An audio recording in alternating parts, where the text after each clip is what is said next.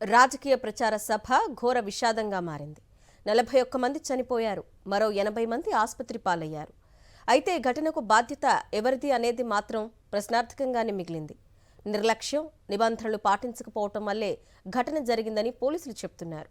అటు విజయ్ పార్టీ స్టాలిన్ సర్కార్ వైపు వేలెత్తి చూపిస్తోంది. సిబిఐ విచారణ డిమాండ్ చేస్తోంది.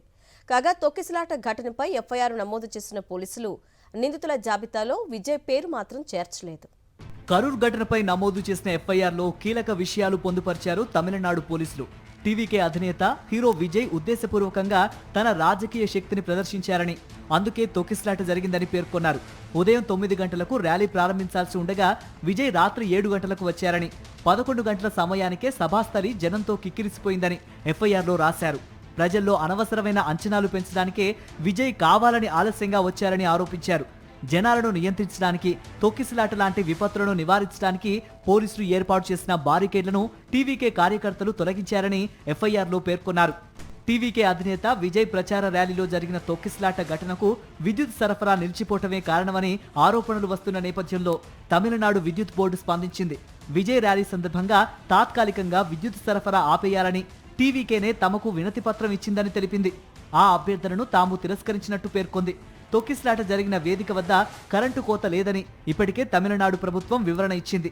అయితే విజయ్ వేదిక వద్దకు వచ్చిన సమయంలో కొంతసేపు కరెంటు సరఫరా నిలిచిపోయినట్టు కొందరు ప్రత్యక్ష సాక్షులు చెబుతున్నారు. మరోవైపు కరూర్ తొక్కిసలాట ఘటన తమిళనాట రాజకీయ దుమారం రాజుకుంది. డిఎంకే, టీవీకే పరస్పరం విమర్శలు, ప్రతి విమర్శలు చేసుకుంటున్నాయి. ముఖ్యంగా డిఎంకే కుట్ర వల్లే తొక్కిసలాట జరిగిందని టీవీకే ఆరోపించింది. కావాలని కరెంటు కట్ చేశారని, చీకట్లో పోలీసులు లాఠీచార్జ్ చేశారని చెబుతోంది. ఈ కేసు విచారణను సిబిఐకి అప్పగించాలని కోరుతూ మద్రాస్ హైకోర్టులో టీవీకే పిటిషన్ దాఖలు చేసింది. తమిళనాడు ముఖ్యమంత్రి ఎంకే స్టాలిన్ కరూర్ తొక్కిసలాట ఘటనపై ప్రజలు ప్రశాంతంగా ఉండాలని విజ్ఞప్తి చేశారు.